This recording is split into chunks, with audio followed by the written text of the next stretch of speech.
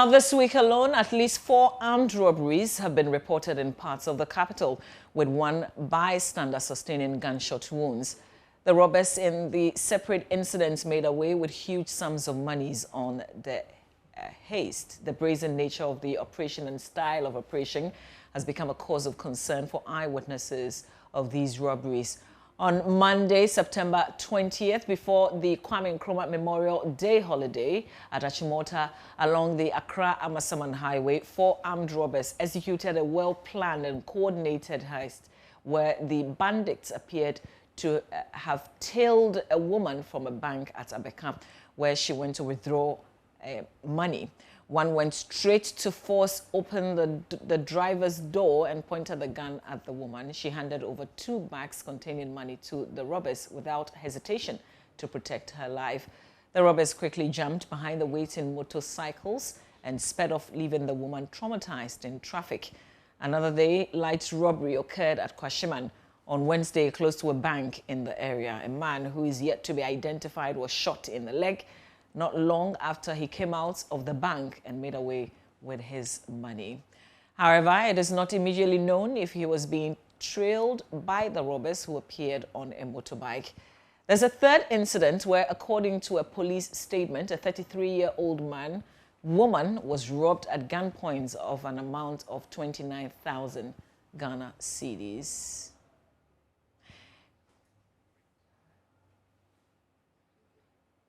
Let's share with you a statement from the police on this third case, where the police says the police in Accra are seriously pursuing 3 persons for allegedly robbing a 33-year-old woman, I beg your pardon, of 29,000 Ghana cedis. That happened on Monday, September 20, at gunpoint at Apenkwa. The victim escaped unhurt. However, a bystander sustained some injuries and is responding to treatments. The police is asking anyone with valuable information on the incident to contact the police on 18555 or 191. And the police is assuring the public that these criminals can run, but they cannot hide, and that they would get them. Statement signed by Assistant Commissioner of Police, Acting Director General Public Affairs, Kwesi Ofori.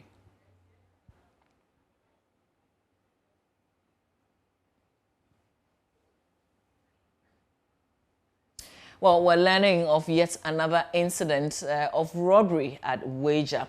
We'll get a lot more details on this a bit later on in this bulletin. Now, a second test done at the Efiang Kwanta Regional Hospital has once again shown that the alleged missing Takrady woman, now suspect Josephine, has not been pregnant recently. This is the latest from the Ghana Police Service. Acting Director of Public Affairs of the Ghana Police Service, ACP Kwesi Ofori, made the revelation here on Joy News. Police went in for a second opinion. The second opinion confirmed the earlier report by the government hospital at Azim. Therefore, a formal report has been submitted to the technical team investigating the case. And at the moment, we are standing by the expert report that she was not pregnant and did not give birth to a baby. And the police, in times like this, always count on the strength of experts. And our evidence decree and the criminal procedure code affords us that opportunity, to rely on expert opinion when we are not clear regarding some cases. And this time around, the medical director of the Efiang Kwanta Hospital and a team of doctors have done a lot on this matter and have given their opinion. Team of investigators are working with her. Before even interrogation, the police did well by providing a clinical psychologist from our counseling department, national headquarters, and also assisting her with the head of psychiatry department at the police hospital. They are all there, to assist her. One thing is we have nothing against this lady. We are investigating a case to establish the truth.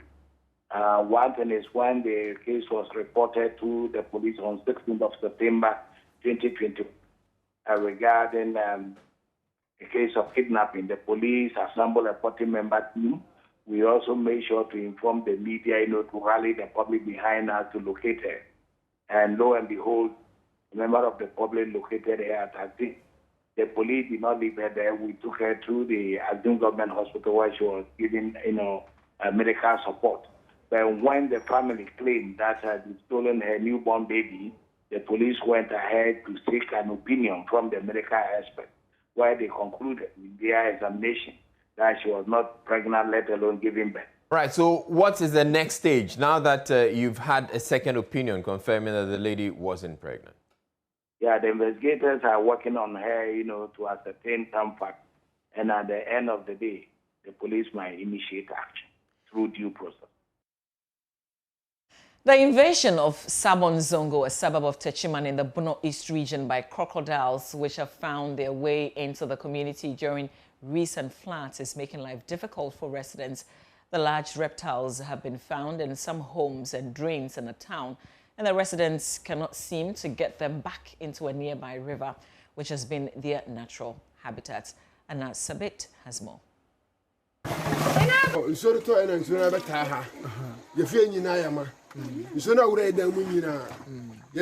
rooms are filled with water, and we are living here with crocodiles.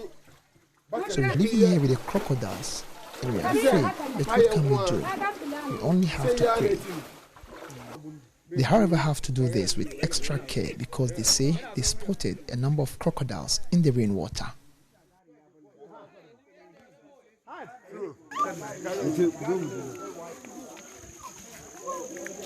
Right, so the people here are trying their possible best to ensure that they get this crocodile out of this place. It's rained for some hours, and the lights has also gone off. It's about 8 p.m. Here in Techiman, and they are trying their possible best to ensure that this particular crocodile is being taken out of this particular place. So we are following them. We want to see what will actually happen.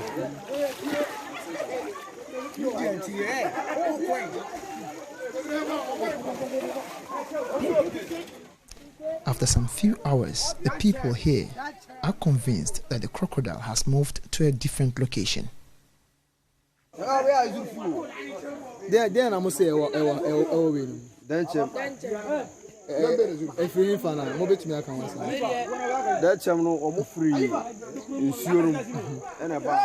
The crocodiles come from a nearby river.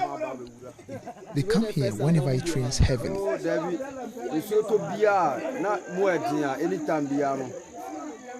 The same issue may happen. For the people here, all the appeal to authorities is to come to their aid before something terrible happens. We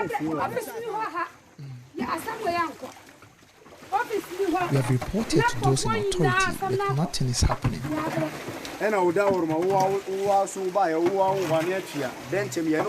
You've seen it yourself. We've been driving the crocodiles away together. Now we don't know what to do. Only God can save us, so you also have to help us.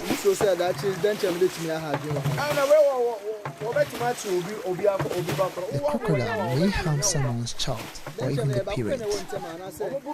There are more than 5. I have seen about 5 myself. And we've also seen 2. We are living with them here, so we need your help. We need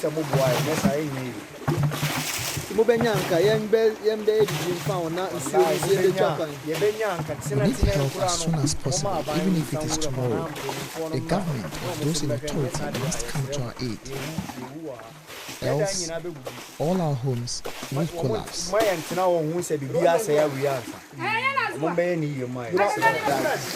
Crocodiles in this particular river, they say they've seen about 5 of them this evening. So all they are pleading on authorities is to come to their aid before something terrible happens. This is Sabon Zongo, also a suburb of Techiman here in the Bono East region. My name is Anna Sabit, reporter.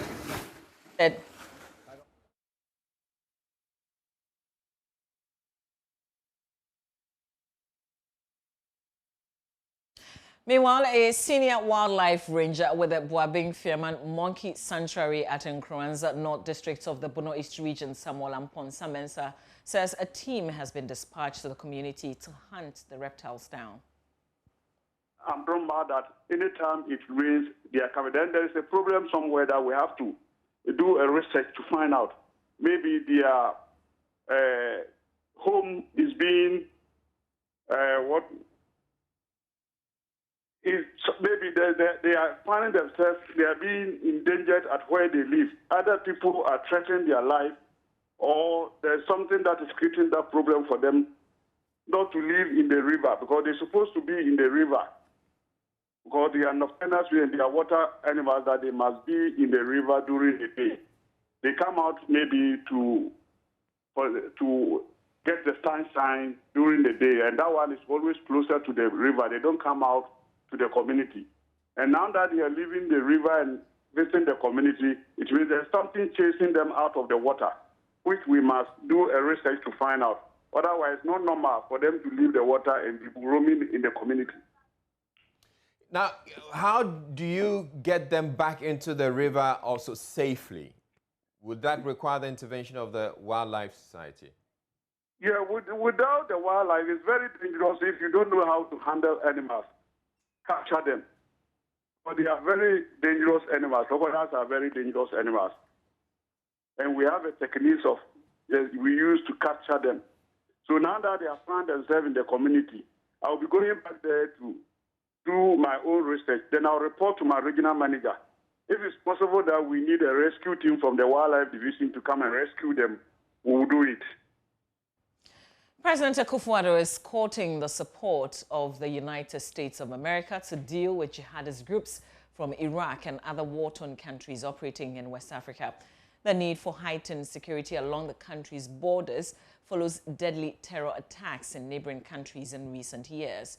President Akufo-Addo, who was speaking during bilateral talks with U.S. Vice President Kamala Harris at the White House, says countries in the sub-region, including Ghana, need America's intelligence support to track down the terrorists.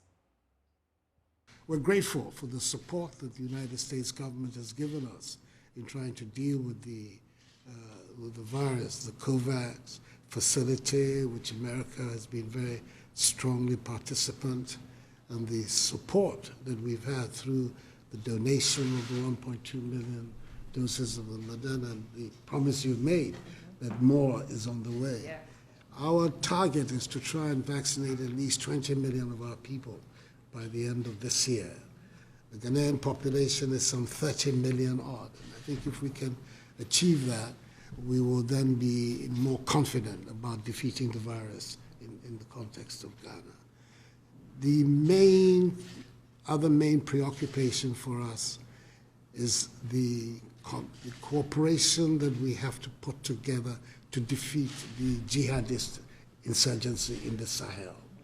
It's a major security preoccupation, and the G5 Sahel, ECOWAS, the Lake Chad Initiative, all these are the organizations that have come together to try and push back.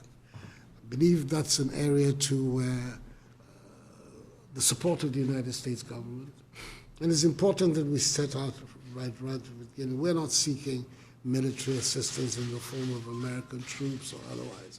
I know you've just had a bad example for yourself of what American troops in some areas can do. We're not seeking that. We are looking for support for our armed forces and for the intelligence agencies of our area, that they can be in a stronger position. Many of those who are leading the jihadist insurrection in West Africa are the people who came from Iraq after they were driven out from Iraq to Ghana. So I think that there's some information here that can assist us in being able to track down and deal with these people. So these are the main preoccupations that have brought me here to Washington, to try and discuss with you and through you to President Biden, and hopefully it will advance our mutual causes and also strengthen the relations between our two countries. I want through you to express my warm greetings to the President and indicate to him that in Ghana he has a friend in office and the people of Ghana. Well, the U.S. Vice President Kamala Harris has also promised to advance additional 1.3 million COVID vaccines to Ghana to help fight the global pandemic. People of Ghana voted in a free and fair election that demonstrated your nation's commitment to democratic principles and institutions. We share a view that all people must have a voice in their future, that our democracies are stronger when everyone participates and weaker when anyone is left out. We also share a commitment to global health. None of us have been immune from the ravages of the pandemic. We recognize our shared responsibility to collaborate, to share resources, to not only continue to address the effects of COVID-19, but to prepare for the next pandemics. And in that way, the United States is proud to be a member of COVAX and the African Union, and has donated more than 1.2 million doses of the Moderna vaccine to Ghana.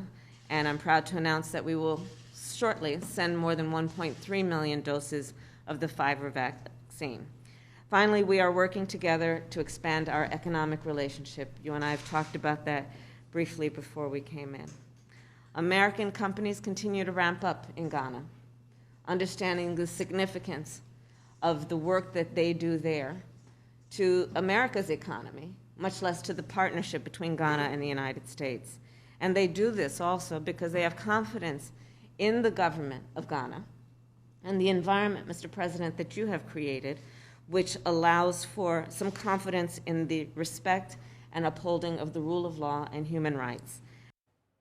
An environmental scientist is recommending the use of plastic ties on vehicles as a remedy to the alarming spate of road accident in Ghana. Known as Otanipolian ties, the product is developed from special synthetic fibers that make it impossible for the ties to burst. The call by Kwejo Damwa comes in the wake of increased road accident costing the country some 1.6% of its GDP annually. Prince Apia reports. From January to October 2020, there were almost 12,100 road traffic accidents involving over 20,000 vehicles. The crashes led to 2,080 fatalities and 12,380 injuries, according to records from Statista. Burst ties have been identified among leading causes of these accidents on Ghana's roads. To address this, an environmental scientist, Kwejo Damwa, is recommending the use of plastic ties as a solution. We just have to research and come out with such materials. They could be synthetic. And what happens is that if we are able to attain that level, why do you get an accident, your head hits a metal, and then you are wounded? There is possible that we will develop materials that when we use in the making of transport systems, for example, cars, you get an accident, your body part hits, and so you have no accident. So these things are actually subjected to research work, and that is where we are lacking.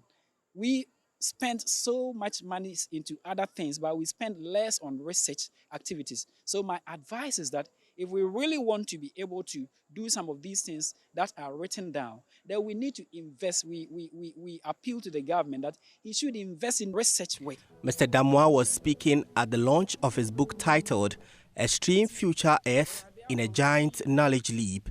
The book examines countless concerns of the future of human society as it speculates numerous concepts.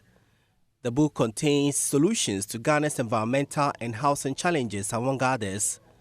Chemical engineering lecturer at the KNUST, Dr. Patrick Boache, observed the need to give attention to energy solutions. Now we scientists and engineers, if you like, are very much concerned about the environment now than before, because the world is now thriving and moving on materials, energy, and environment. So in our quest to looking out for new materials to improve technology, if you like, we should also be concerned about the environment. And in the area of environment, one may want to focus on aquatic life and the air pollution and so on and so forth.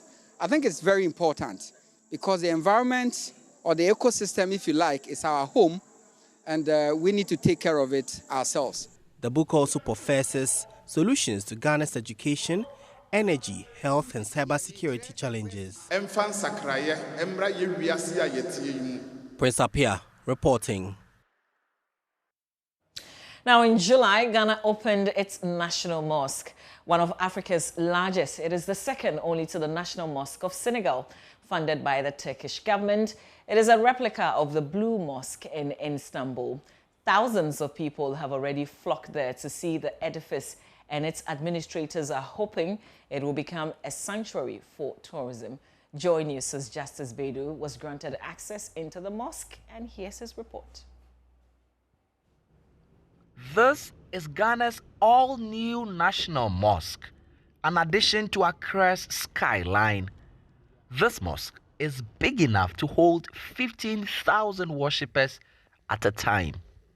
It's Friday and I've come here for Juma, the weekly congregational prayer for Muslims. This is the second largest mosque in West Africa. It cost $10 million to put it up. It is nestled inside Nima, one of the biggest Muslim communities in Ghana. Since its opening at the beginning of July this year, it has attracted thousands of people from across the world who have come in it to pray and see its magnificence, including even me, a non-Muslim.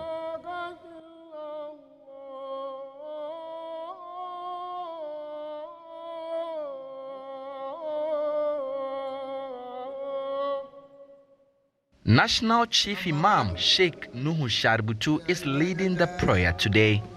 Vice President Alhaji Mahmoud Baumia has come here to pray too.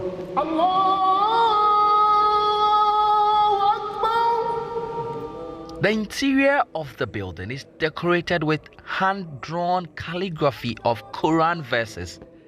It is fitted with Carrara marble on the outside and it has 4 eye-catching minarets overlooking the sprawling city. This is my first time coming here. I've been seeing the pictures around and then people telling me about here, but I've not been here before. So today actually being my first time.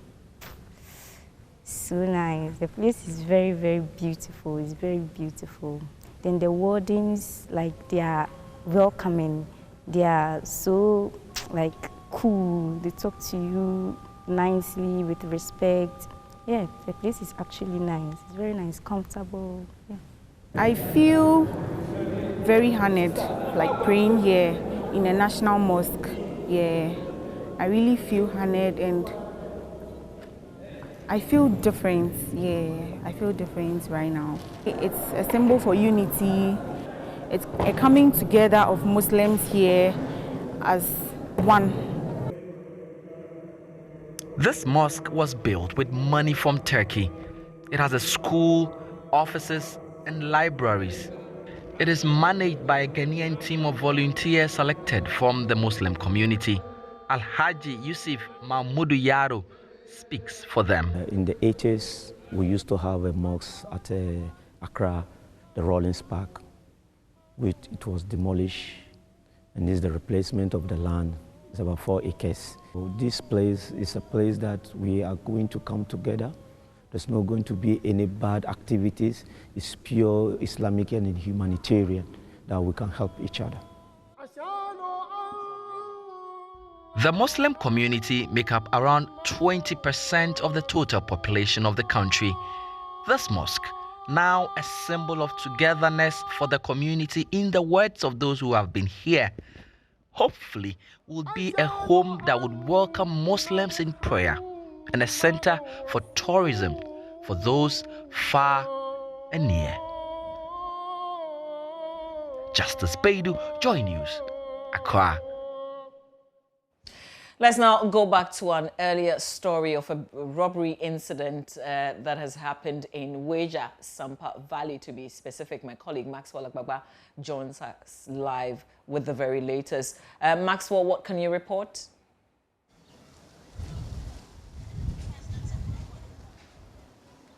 Well, Mama V, about 10 minutes ago, we had personnel from the Weija Police Divisional Command leaving the crime scene.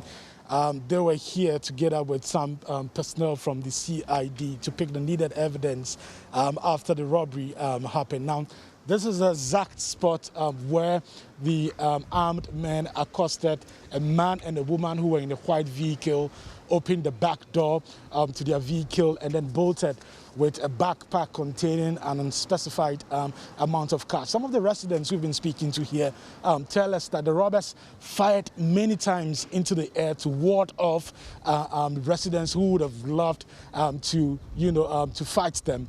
A man who I spoke to earlier told me that he was standing very close by the side of the road. One of the men actually warned him to go inside. He did not know what was happening at the time until they fired another warning shot. Then he had to run into his room. Many of the residents we've been speaking to tell us that they are terrified about the situation. I have a man here who witnessed what happened. We are not going to show his face for security reasons. Sir, can you tell us exactly what happened? What happened is it was around 9:15, 9:30. I was coming to my shop. Then I saw a silver or white car also heading, just coming in front of me. And when the car got to a ramp just in front of my shop, he slowed down.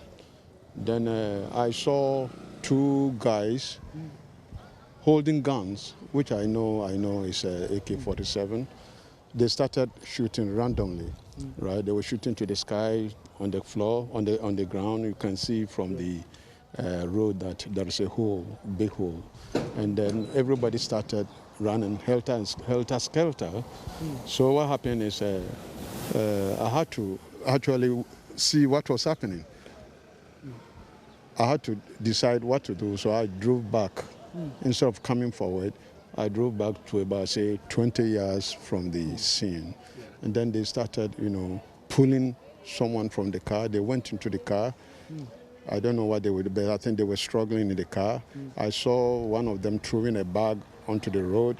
And then later, the guy came out from the car, and there was a rat sack, which I think maybe I thought was containing some money, because they might have chased them or followed them from where they drew the money from. I understand, from the bank. So what happened is everybody, as I said, was running away, and they went, shooting up anyhow. And then they joined two motorbikes. There were two motorbikes. They joined the riders and then drove off. Okay. Yes. Thank you very much for speaking to us. You're welcome. You're welcome. So that's an eyewitness recounting, how the incident actually happened here in this community. Now, we are actually told that the robbers had followed the woman who had gone to the West Hills Mall to withdraw an amount of money. They followed her all the way to this point, and this is where they accosted her. Now, eyewitnesses tell us that she had seen the robbers lurking around, but she did not suspect them, to be criminals. So, like I mentioned, the police just left here. We are told that investigations would continue. So they moved just some minutes ago to the bank where the woman did the withdrawal, and we are told that investigations will continue from there, Mamavi. Thanks a lot, Maxwell Agbagba, reporting there live from Weija. This is Joy News Today. We'll take a breather. We'll come back with business.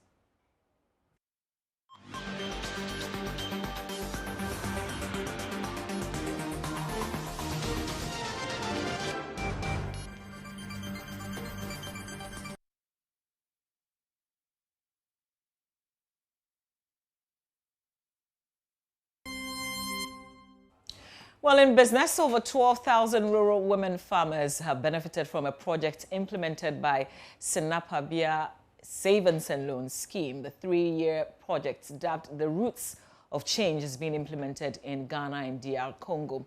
It is supported by Opportunity International UK with funds worth £3.6 million sterling. This was revealed by the Senior Programs Manager of Opportunity International UK, Lydia Bafoiwa, at a client engagement conference in WA. Joy News Upper West correspondent Rafiq Salam has more.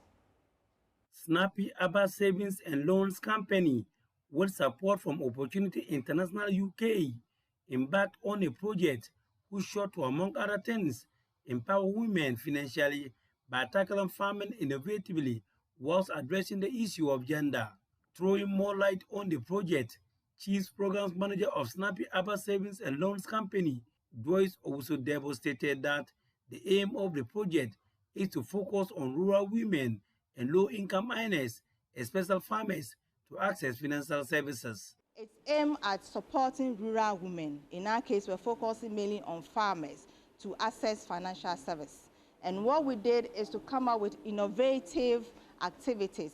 So the way we support the women, the way we train them, the way we support them with various services to make sure that they are wholly empowered to be able to utilize the resources that we are giving to them. There is also a section of the training that looked at gender, both for their spouses and the community opinion leaders and for the women themselves, so that they all move onto a level what we call gender awareness or being gender proactive, so that together as a family unit and together as a community, we know and support the woman to be able to elicit herself, to come out of her own, to implement her skills and talent to the benefits of the family, the community, and even to that of the nation as a whole. Persons who are differently abled were also supported in the project to be financially independent. Because we believe that when somebody is disabled, it doesn't mean that the person is disabled in their thinking or in his or her ability. They still have that knowledge, that skill to do something for themselves. And we are looking at they being resilient, they being sufficient, they being independent, and being able to contribute also to life. And so the program focused on them. We trained them, gave them some support to be able to invest in some activity that will help them generate income for themselves and then for their family. Roots of Change. After 3 years of existence, the project is coming to a close, hence the need to hold client engagement closer conference attended by some of the clients.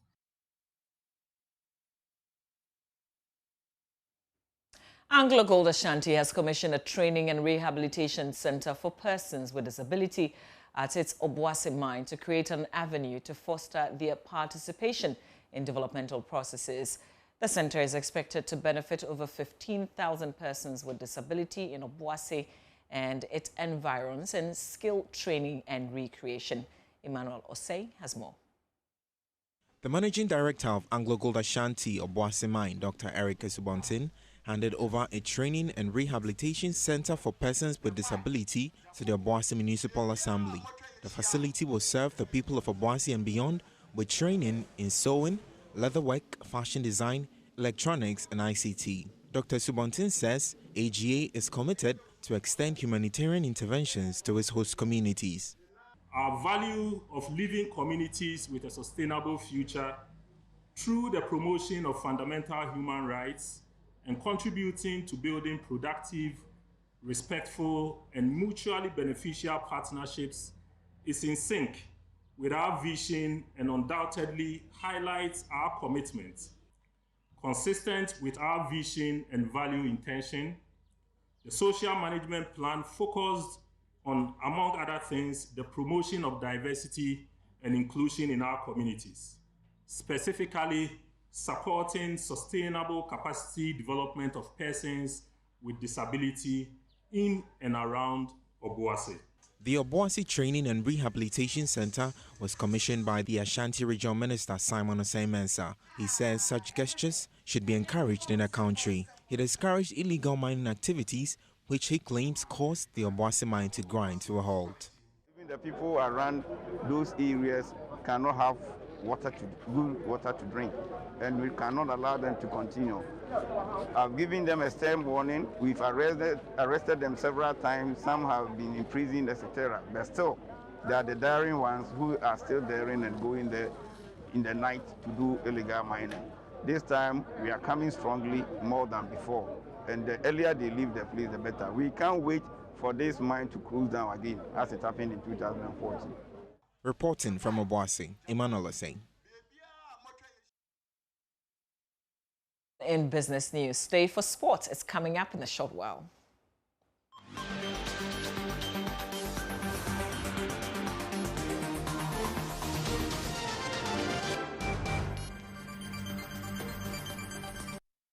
Hello, good afternoon and welcome to the sports segment. As the Ghana Football Association prepares to announce the next coach of the Black Stars, former football administrator Kojo Bonsu has been suggesting names that he says are capable of doing the job. Take a listen as he speaks in a yet to be aired interview on PM Personality Profile. The thing is that the FA doesn't have any stability because when they select somebody to do the work, the pressure will start coming. Then they will change the person. They also wouldn't go for it and say that, look, we have confidence in this man, we're going to keep him to do it, and you know, just go with it. But immediately the pressure starts coming, they also become G3, then they change. Then we go, bam, we lose. We go, bam, we lose. I think we should have a national policy, I keep saying. I think they've made a decision to change the coach. I think we should have taken, there's a gentleman who I really think he would do well, Silas Tete.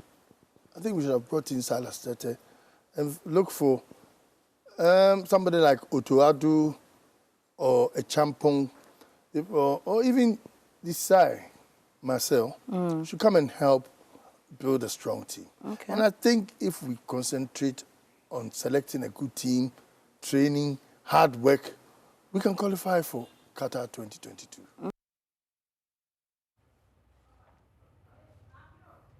The full interview is at 9 p.m. tonight on the Joy News channel. But before we wrap up, the big story coming in today is that the Ghana Football Association would be signing Milovan Rajevac with a signing-on fee of $100,000, and he will be getting $30,000 as monthly salary. And if he wins the Africa Cup of Nations, he gets an extra $300,000.